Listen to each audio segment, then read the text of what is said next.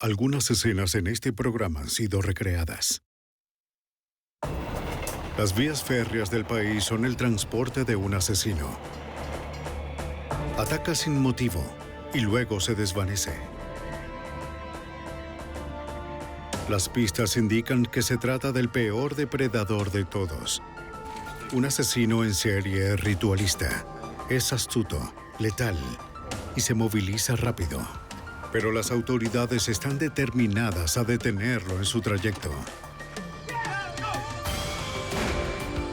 La evidencia se acumula, no hay sospechosos evidentes. Asesino en serie suelto. Ted Kaczynski es arrestado.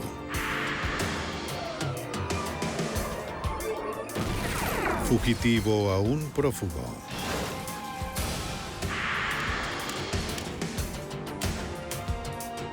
Los archivos del FBI. Más de 320.000 kilómetros de líneas de tren atraviesan el país.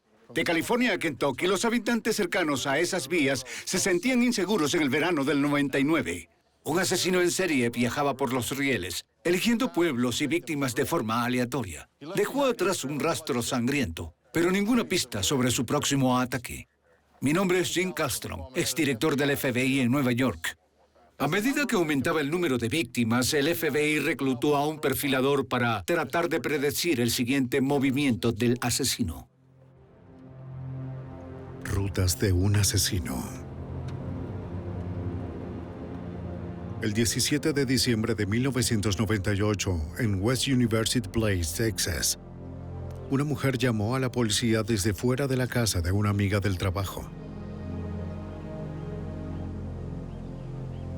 Estaba preocupada por ella. Les dijo que su amiga, una doctora destacada de una escuela de medicina cercana, había faltado al trabajo esa mañana. 222, llegando a la escena. De acuerdo con su compañera, esto no era nada normal. No había respondido las llamadas telefónicas de la casa en todo el día. Mi colega no Ni aparece. había abierto la Cuando puerta. hablamos todo estaba bien. Ella dijo que me vería ¿Nada mañana fuera de lo y normal? no vi nada fuera de lo normal y... Su colega eso estaba segura de que algo andaba mal. Es solo que ella no haría algo así. Estoy muy preocupada por ella. Las puertas y ventanas de la casa estaban cerradas. Desde afuera todo parecía normal. Ella no se perdería una entrega de trabajo, ni un día tan importante como este. Los oficiales encontraron que la puerta del garaje no tenía seguro y que adentro la puerta de la casa estaba abierta. Las joyas en el piso indicaban un robo. 222, necesito apoyo por un posible robo. Me quedaré aquí.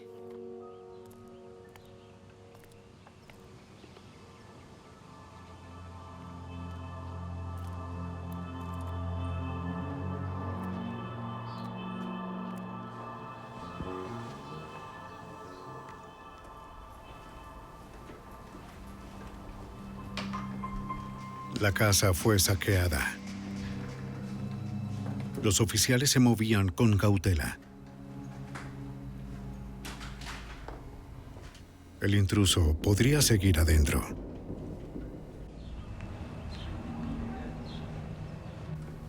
El piso de abajo estaba despejado.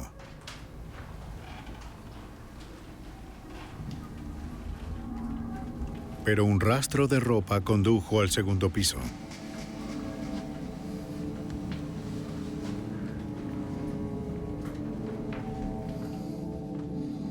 En la habitación principal encontraron a la doctora.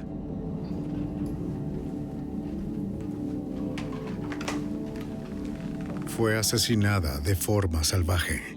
222, envíe un supervisor y una unidad de escena del crimen. 10-4.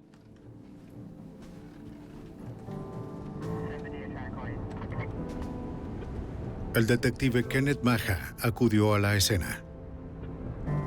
A pesar de ser un veterano en el departamento, se sorprendió por el reporte de un homicidio. West University Place es un suburbio de 3,5 kilómetros cuadrados en el centro de Houston. Es en su mayoría una comunidad residencial y opulenta. El último asesinato que tuvimos fue en 1985 en el robo de una farmacia. La brutalidad del asesinato sorprendió al detective. Las manchas de sangre cubrían todo el lugar, el vestíbulo, las paredes y la puerta.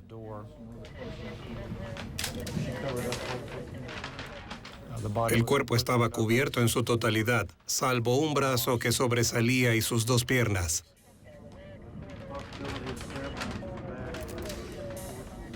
Había un cuchillo de carnicería grande cerca del cuerpo, reposando sobre una almohada.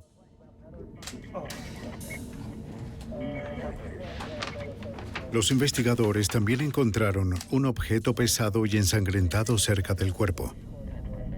Ambos eran armas de oportunidad que el asesino encontró en la casa.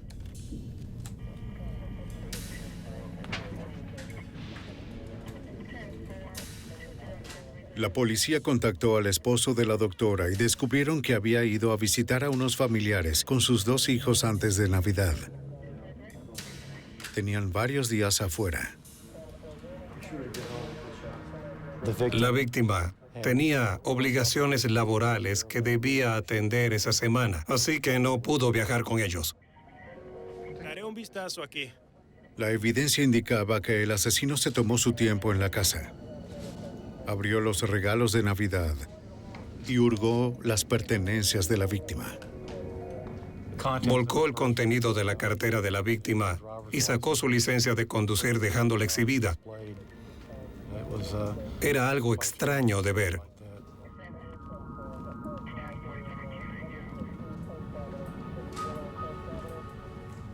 En la cocina, el detective encontró una fruta a medio comer.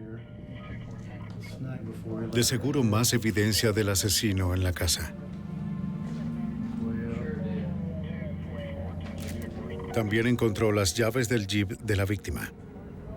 De acuerdo al esposo de la doctora, era el único juego. No había huellas desconocidas en el presunto punto de entrada en el garaje. ¿Qué conseguiste? Pero en una mesa de trabajo, los investigadores encontraron la cubierta rota de una columna de dirección con algunas herramientas. El asesino debió haber robado el Jeep de la víctima. Asumimos que tuvo que romper la columna de dirección del Jeep para acceder al arranque y encenderlo. Aquí el asesino cometió un error crucial. Cuando tomé la pieza de la columna de dirección, pude ver huellas en el plástico negro brillante de forma clara. La cubierta de la columna fue reservada para ser analizada. En la autopsia, el forense determinó la causa de muerte. Múltiples heridas por puñaladas y un traumatismo en la cabeza. La víctima había sido violada.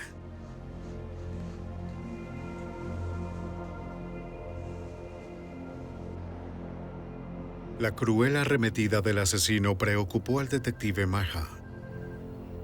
No seguía el patrón de un asesinato aleatorio. Iba un paso más allá. Los investigadores sabían que los asesinos como este no atacan una sola vez.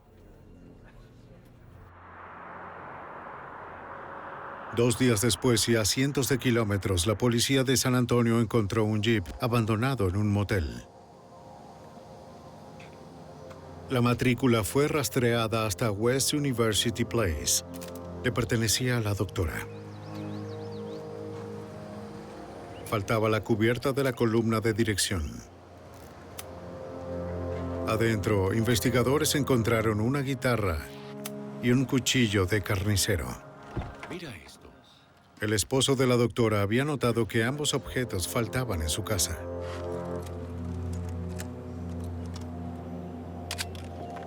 Alguien había cambiado el cableado del Jeep.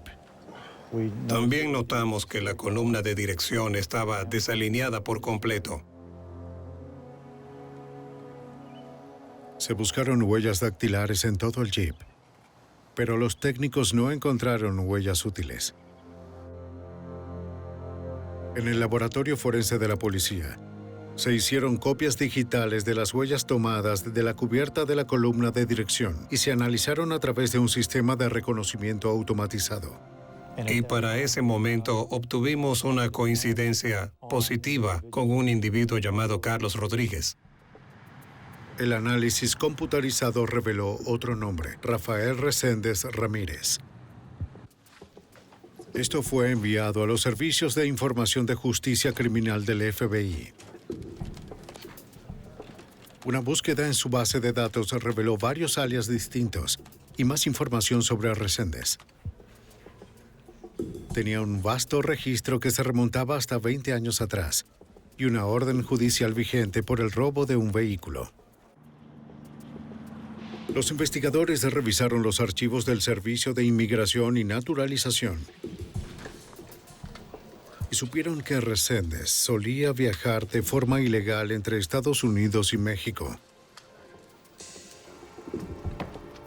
Hace poco había sido arrestado en California por invadir una propiedad ferroviaria con un arma cargada y fue deportado a México.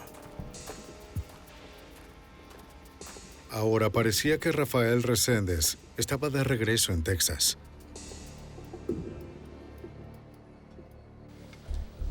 Su estilo de vida nómada lo hacía difícil de encontrar. El detective Maja buscó una dirección por donde comenzar y encontró el nombre de la hermana del fugitivo. Vivía en Albuquerque, Nuevo México. En una conferencia telefónica concertada, Maja habló con ella en el Departamento de Policía de Albuquerque. Necesitamos saber algunas cosas, información sobre su hermano, si usted está de acuerdo. No pudo decir mucho sobre las actividades actuales de su hermano. No tenía mucho contacto con él. Sí mencionó que algunas veces él pasaba por Albuquerque, se quedaba un par de días con ella y luego desaparecía. El detective Maja le pidió que lo llamara si sabía algo de su hermano. ¿De qué trata todo esto? Creo que había algo de rabia y resentimiento de su parte por tener que estar involucrada en esto. No quería ser vinculada con él si en realidad era un asesino como pensábamos que era. Las autoridades también le pidieron ayuda al público. Distribuyeron afiches de Se Busca en las rutas de trenes que Reséndez solía usar. Decenas de pistas fueron en vano.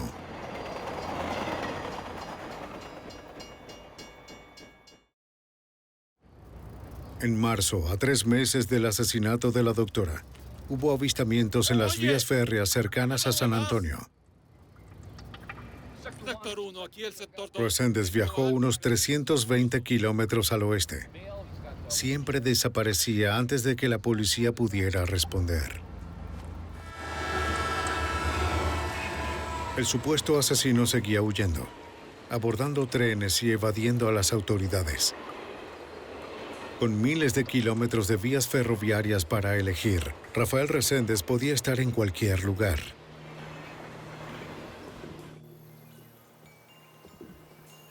Cinco meses después del asesinato y no muy lejos en Weimar, Texas, los feligreses de una iglesia fueron a buscar a su pastor. ¿Pastor? Ni él ni su esposa habían ido a la iglesia esa mañana. La puerta está abierta. ¡Pastor! ¡Pastor! La pareja fue hallada asesinada en su propia cama. Weimar es un pueblo pequeño. Un asesinato es algo poco común. Los Rangers del condado de Bend, Texas, llegaron a la escena.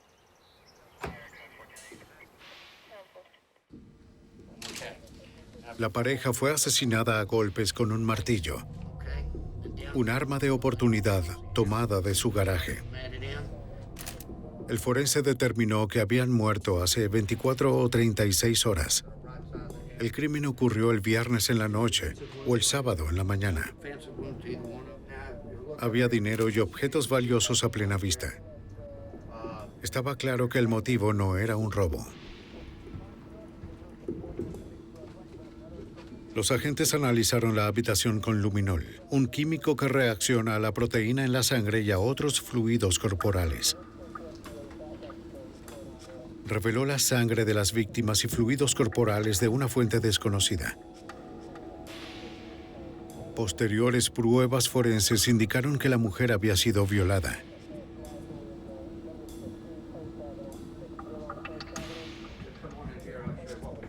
Parecía que luego de los asesinatos, el homicida se quedó en la escena del crimen. Comió en la cocina de las víctimas y se tomó su tiempo estudiando sus licencias de conducir.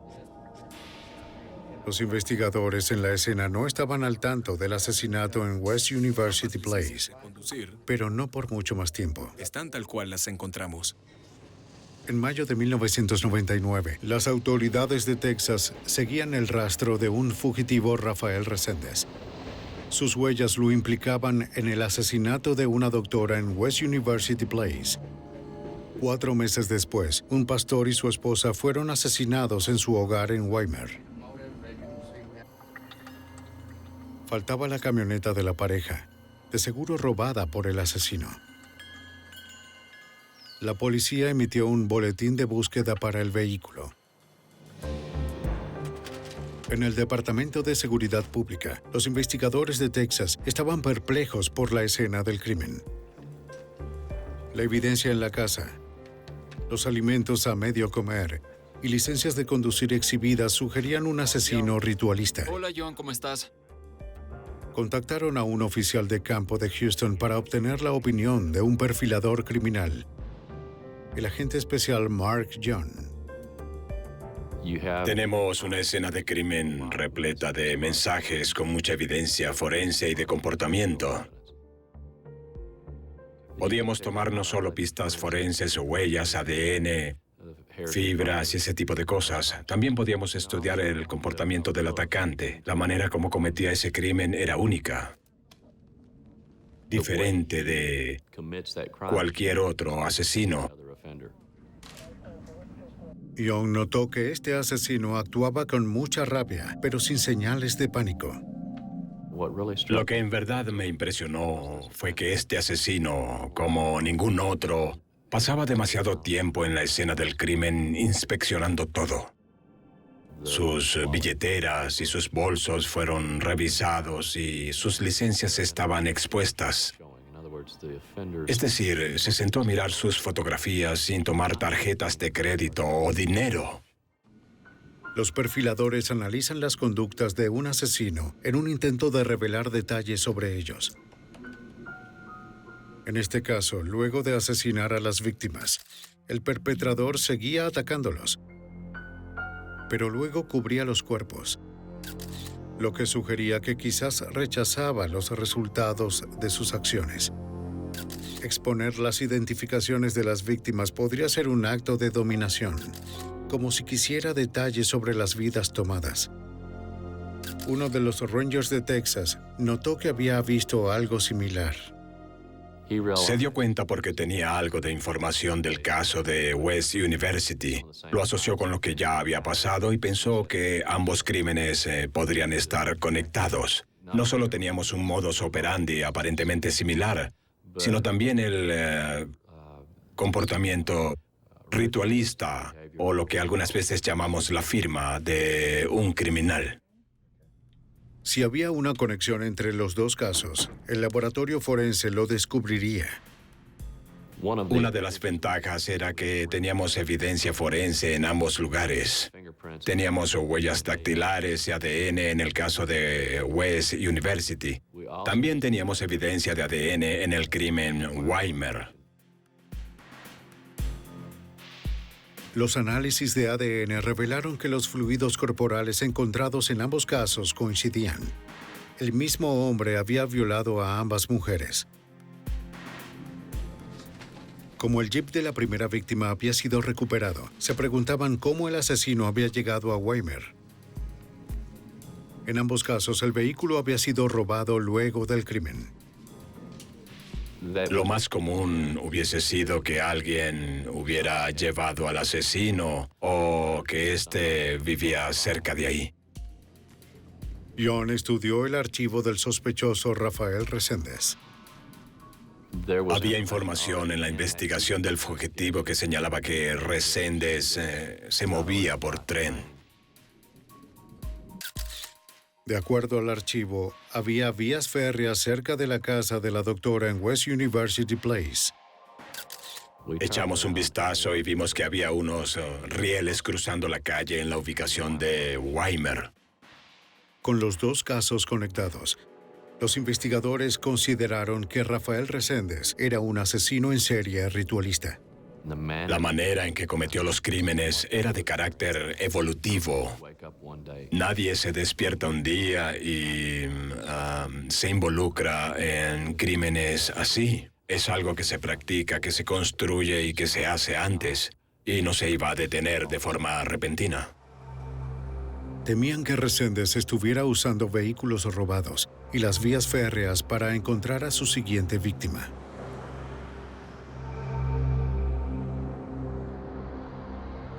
En la oficina de Houston, el escuadrón de fugitivos del FBI se unió a la búsqueda de Reséndez.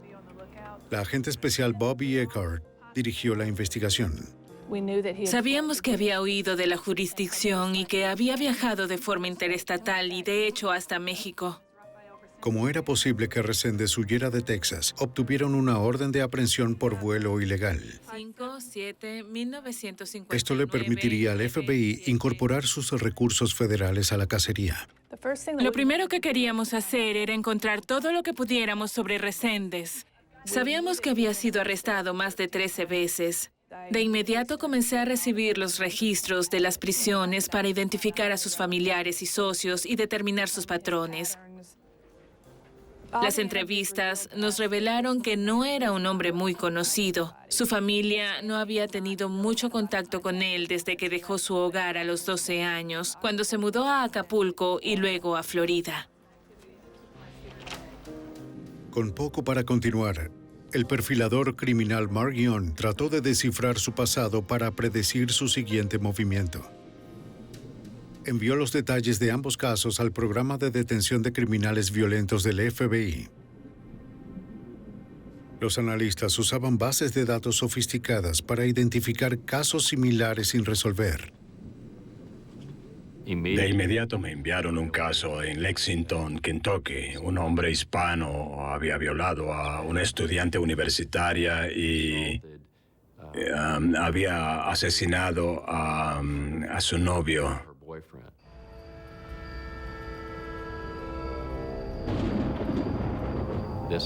Esto ocurrió tarde por la noche en 1997, cerca de las vías del tren donde ellos habían estado caminando. El hombre fue asesinado al ser golpeado en el cráneo con una roca y la mujer fue violada. Ella también fue agredida de forma física, con heridas de gravedad. Aunque aturdida por el ataque, la joven sobrevivió de algún modo. Constatando que su novio estaba muerto, se abrió paso hacia una casa cercana donde pudo llamar a la policía. Ella les suministró una imagen aproximada del atacante hecha por un artista local. John recibió el boceto del Departamento de Policía de Lexington. La comparé y no dije de inmediato, es él. Pero sentí fue una especie de optimismo prudente de que este pudiera ser el mismo sujeto. Pero un boceto no es una prueba. John necesitaba evidencia científica. Supo que la policía de Lexington aún tenía muestras de ADN de la agresión sexual de hace 2 años atrás y las envió al laboratorio del FBI en Washington, D.C.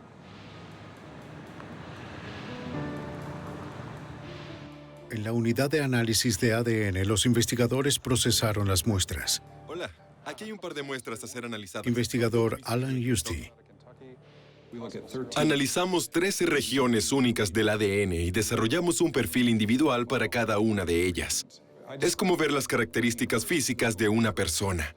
Una región de tu ADN podría ser la misma de otra persona, lo que sería como decir que 2 personas tienen ojos azules. Es común. Observas 13 regiones de ADN y descubres que alguien tiene ojos marrones. Es zurdo. Mide 1,92 m. Es pelirrojo. Mientras más regiones examines, obtienes una visión más clara de la persona.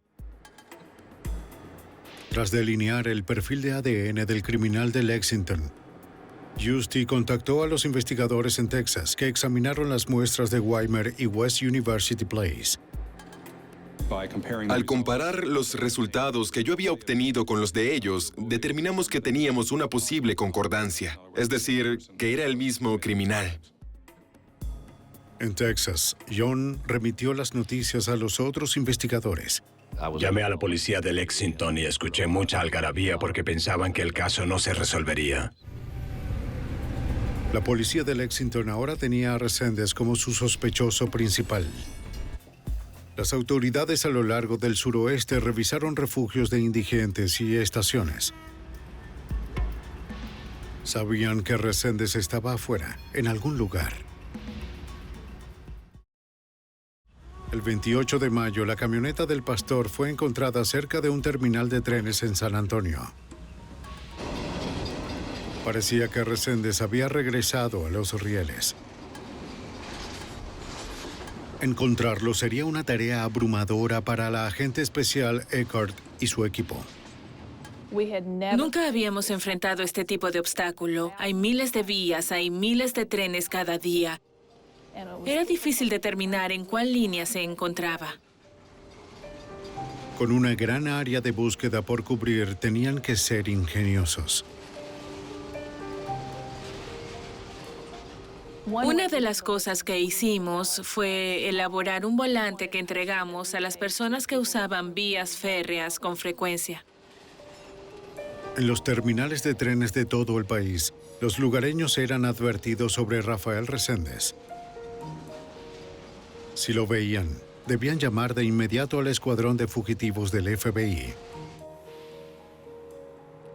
Si llegaba a ser avistado, el escuadrón más cercano sacaría a la persona del tren y lo identificarían. Los agentes y la policía respondieron a cientos de avistamientos.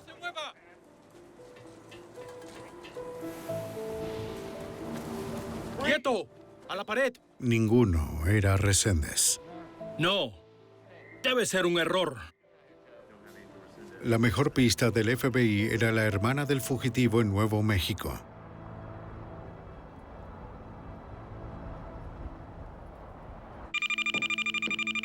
Los agentes se mantuvieron en contacto, esperando que ella escuchara sobre él. Y si ella escuchaba de él, esperaban que ella hablara. Le dije la última vez que hablamos que... Para el momento parecía que la única forma de rastrear a Reséndez era seguir su rastro de cadáveres. El 4 de junio de 1999, en el condado Fayette de Texas, una mujer va a visitar a su madre.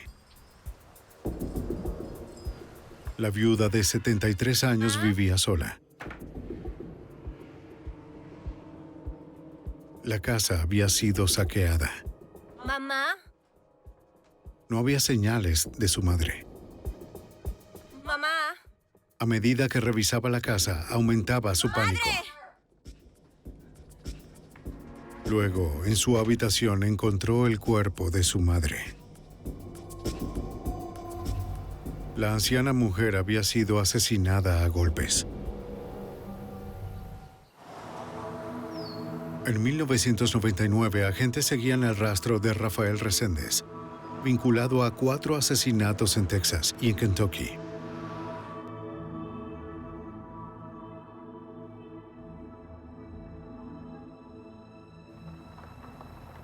Ahora, una anciana había sido asesinada en el condado de Fayette, en Texas. Tal como las otras víctimas, vivía cerca de una vía férrea. El grotesco crimen parecía obra de Reséndez, de acuerdo al agente especial del FBI, Mark Ion. Cuando vi ese tipo de asesinato salvaje, pensé... Sí, este debe ser el mismo sujeto porque estaba cubierta de forma similar. Había cajas de joyas que habían sido abiertas en otras habitaciones. Sus pertenencias habían sido registradas y había cosas que había tomado. Era un patrón similar y perturbador. El dinero y las joyas habían sido dejados atrás. En su lugar, el asesino robó baratijas y objetos personales, como si tomara un souvenir. Las huellas en la lavandería indicaban que el asesino entró por una ventana trasera. Dicha evidencia luego coincidiría con Reséndez. Después de matar a su víctima, no tenía prisa por escapar. No solo paseaba por todas las habitaciones, tomaba ciertos objetos y pasaba mucho tiempo allí. También iba y comía algo de fruta y de pan, lo cual era algo que habíamos visto varias veces. Interpreto eso como una firma mostrando que tiene el control sobre el individuo y sus posesiones más que tengo hambre y necesito comer. Dos pistas específicas en la escena del condado de Fayette parecían ser un mensaje para los investigadores. Un periódico había sido colocado en el sofá, abierto en un artículo sobre el descubrimiento del vehículo robado del pastor. En una habitación encontraron un tren de juguete. Había sido recién desempacado y puesto en la cama. Parecía que el asesino del ferrocarril estaba provocando a las autoridades. Una unidad canina siguió su esencia hasta las vías del tren. Desde allí el rastro se desvaneció.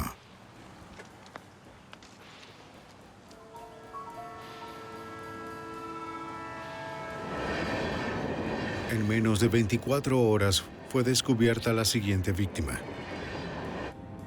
Otro asesinato cruel cerca de las vías del tren, a unos 152 kilómetros del condado Fayette. Recibí una llamada sobre una escena de crimen en Houston que estaba siendo evaluada por su departamento de policía. Ellos encontraron algunas similitudes. Una maestra de 26 años fue encontrada violada y golpeada hasta la muerte en su casa. Su licencia de conducir fue removida de su billetera y expuesta en una mesa. Como las otras víctimas, vivía cerca de vías férreas. El auto de la joven, un Honda blanco, fue robado. El análisis de ADN posterior confirmó que Reséndez la había violado. Ahora estaba asesinando a una mayor velocidad. Una de las preocupaciones que teníamos era que este sujeto iba a evolucionar en lo que llamamos un asesino relámpago. En varias oportunidades, en el pasado, habíamos tenido asesinos en serie, por ejemplo, Ted Bundy, donde la presión aumentaba tanto que daban inicio a una modalidad relámpago en la que comenzaban a matar a un gran número de víctimas sin un periodo de descanso. Con estas dos últimas víctimas, asesinadas en apenas 24 horas, parecía que Reséndez había cambiado al modo de asesino relámpago. 2014, protección de 3 pasos para el conductor, deteniéndose en cada parada. El 6 de junio, un trabajador de las vías férreas vio al fugitivo Reséndez en Flatonia, Texas, entre Houston y San Antonio. 2014, tenemos a un intruso en el terreno. Llama al despacho central, con rumbo al oeste. Notificó a la policía local y al FBI de inmediato. 2014, tenemos una situación de emergencia. Un hombre hispano dirigiéndose Una vez al más, oeste. Reséndez desapareció. Bien, chicos, tenemos... En la oficina del FBI en Houston, fue creada la operación Parada de Tren. Ahora, investigadores de más de 30 agencias fueron asignados al caso de forma exclusiva. La agente especial Bobby Eckhart era parte de la operación que consistía en 2 escuadrones. Teníamos un escuadrón que era de los investigadores de asesinos en serie que indagaban en los distintos homicidios, desarrollando la evidencia de los crímenes. Luego estaban los investigadores de fugitivos, cuyo único propósito era ubicar, aprender y arrestar a Reséndez. El escuadrón fugitivo buscaba patrones en el pasado del sospechoso. Pudimos determinar que seguía las cosechas por todo el país. En Washington seguía la ruta del aguacate. En Florida elegía la de las cosechas cítricas. En Kentucky y Carolina del Norte la del tabaco. Luego de identificar páginas de trabajo de granjas y direcciones de amigos y familiares, los agentes tratarían de eliminar estas zonas de confort. Íbamos a cualquier lugar donde pensáramos que el fugitivo podría aparecer. Al hacer acto de presencia con la policía, la gente ya no estaría dispuesta a ayudar al fugitivo. Pero este fugitivo estaba cómodo viajando por su cuenta sin ninguna ayuda. Y su caravana asesina no terminaba aún. 8 días después del asesinato de la maestra en Houston, fue hallado su auto a 482 kilómetros cerca de la frontera mexicana. Dentro había un cuchillo, pero no había señales de dónde había ido Reséndez. Cerca del lugar había vías férreas, dándole al asesino un escape a casi cualquier lugar.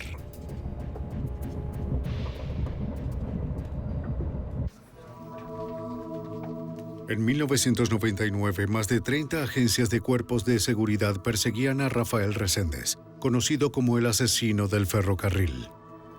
Donde quiera que apareciera un nuevo crimen similar, el agente especial Mark Ion se hacía cargo. Estaba recibiendo cientos de llamadas de departamentos alrededor del país, queriendo que escuchara historias sobre crímenes y así determinar si los casos podrían estar vinculados. El 15 de junio, los cuerpos de una mujer de 50 años y su padre fueron encontrados en su hogar en Gorham, Illinois. Las autoridades creían que era un acto de Reséndez e informaron a Mark Ion. Así que aparentemente tuvo lugar en este punto. Tan pronto como entramos en la escena, notamos las similitudes con los crímenes de Texas. Había una vía férrea doble justo detrás de la residencia. El asesino entró por una ventana trasera.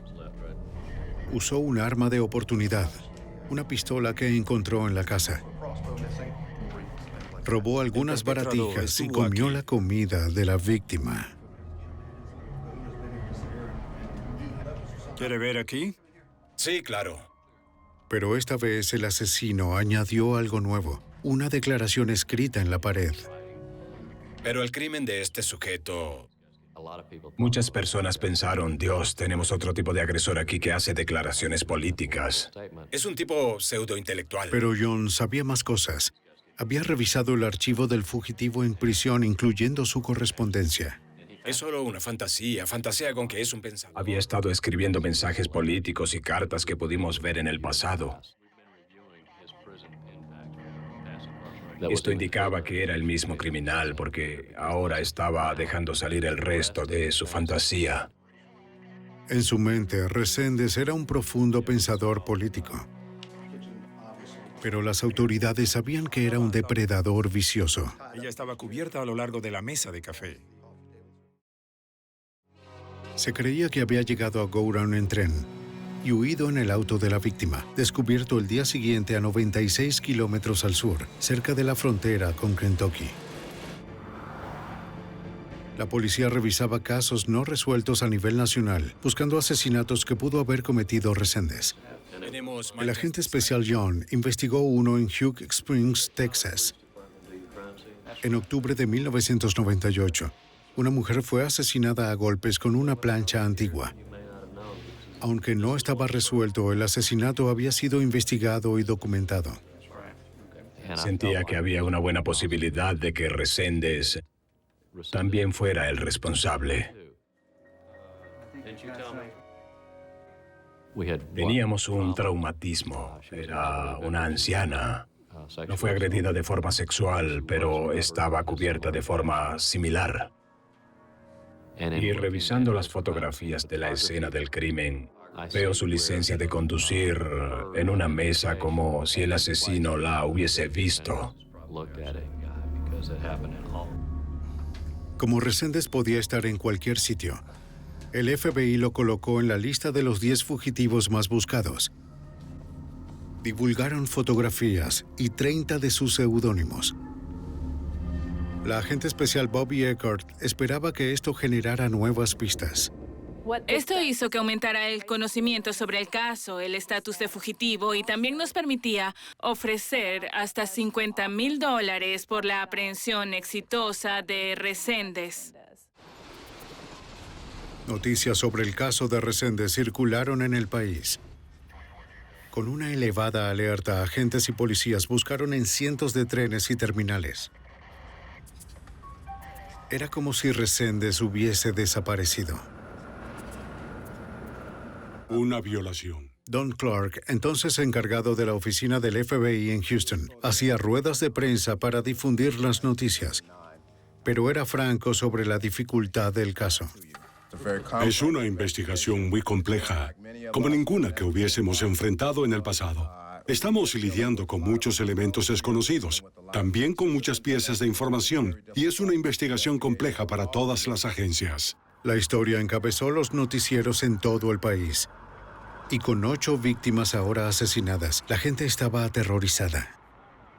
8 es más que suficiente. Incluso una persona lo es. Pero por lo que les puedo asegurar es que los cuerpos de seguridad trabajan para sacar a este hombre de las calles. El fugitivo era inteligente, engañoso y muy peligroso. Podía moverse a través del país y escabullirse por la frontera a su voluntad. Lo que tratábamos de hacerle saber a las personas es que no era un indigente o un vagabundo sin ninguna orientación al viajar. Este era un sujeto muy inteligente que sabía cómo evadir los cuerpos de seguridad y necesitábamos mucha ayuda para su captura. Este sujeto estaba atacando gente inocente mientras dormía y nadie estaba seguro. La recompensa por la captura del fugitivo ascendió a $125,000. Fueron recibidas llamadas desde todo el país. A finales de junio, Reséndez fue visto en un refugio de indigentes en Louisville, Kentucky. Pero nunca se mantuvo en un solo sitio por mucho tiempo. Antes de que la policía llegara, desapareció. El sargento Mark Barnard, de la policía de Lexington, Kentucky, previno al público. Si viviera cerca de una vía férrea, la mantendría iluminada. Me aseguraría de que nada estuviese fuera de lugar. Conocería mi entorno, mis vecinos, revisaría puertas y ventanas. Las pistas seguían llegando. Recibimos 3.178 llamadas en el centro de mando. De ellas se generaron más de 1.100 pistas, las cuales necesitaban ser verificadas en Estados Unidos y en México. Una pista potencial fue en la oficina de Denver. La persona reportó ver a Reséndez en una casa en Commerce City, Colorado. Tras rastrear una llamada desde la casa hasta un pueblo en México donde Reséndez tenía familia, un equipo de arresto respondió y fueron hacia su captura.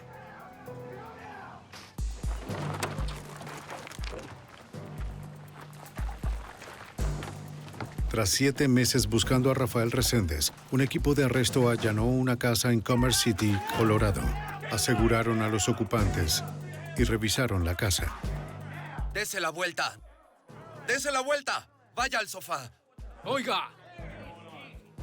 Pero Reséndez no estaba allí.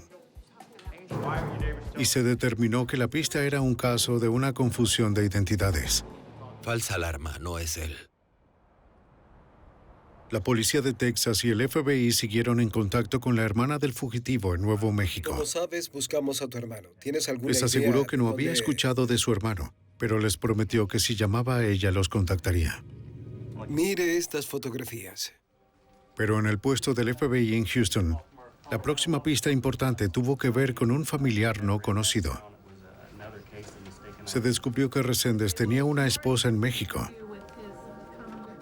La agente especial Bobby Eckhart siguió la nueva pista. De acuerdo, Bobby. Con los derechos humanos. Supimos que tenía una esposa porque fue entrevistada por los medios de comunicación mexicanos y un canal de televisión local obtuvo una copia y la divulgó de forma local. En este punto trajimos a su esposa a Houston para una entrevista de 2 días. Gracias por venir. Las autoridades querían saber tanto como pudieran sobre Reséndez, Está bien, observe esto. sus patrones y los sitios donde se quedaba. Lugares distintos. Y él le escribe todo el tiempo. Ella nos suministró mucha información sobre Reséndez y sus hábitos en los últimos 2 o 3 años. Nos dijo que él le llevó joyas, también figuras pequeñas, muchas veces ángeles. Le llevó una guitarra. Yo sabía que muchos de estos objetos habían sido robados de la escena del crimen y, de hecho, resultaron estar vinculados con los homicidios. Está trabajando. Dijo que Reséndez había estado en México hacía poco, pero no lo había visto en días. Estaba cooperando porque temía que no estuviera seguro.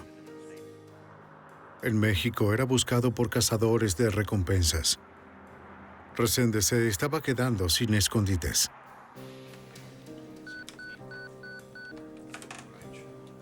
El 10 de julio de 1999, los investigadores recibieron una llamada telefónica de Albuquerque. Era la hermana del fugitivo. Sí, estoy devolviendo su llamada. Ella necesitaba hablar con las autoridades. Vamos en camino, sí. De acuerdo con el agente especial Mark Young. Había familiares en México siendo abordados por cuerpos de seguridad, cazadores de recompensas o simples curiosos. Lo mejor que pudo hacer fue... Había gente a la que no le importaba cómo lo atrapaban, fuera vivo o muerto. Solo querían la recompensa. Usted dijo que él estaba... Dijo que su hermano la llamó. No quería que saliera herido. Los cuerpos de seguridad le dijeron que podrían realizar una rendición segura para él y tratarlo de forma compasiva y ponerlo bajo custodia para resolver este asunto. El 12 de julio de 1999, Rafael Reséndez accedió a entregarse a la policía de Texas en un paso fronterizo. Reséndez, manos a la cabeza. Con respecto a los deseos de su hermana, las autoridades lo dejaron cruzar la frontera y lo capturaron con un pequeño equipo de arresto. Uno de los asesinos más crueles en la historia del país estaba siendo detenido de forma tranquila y fluida.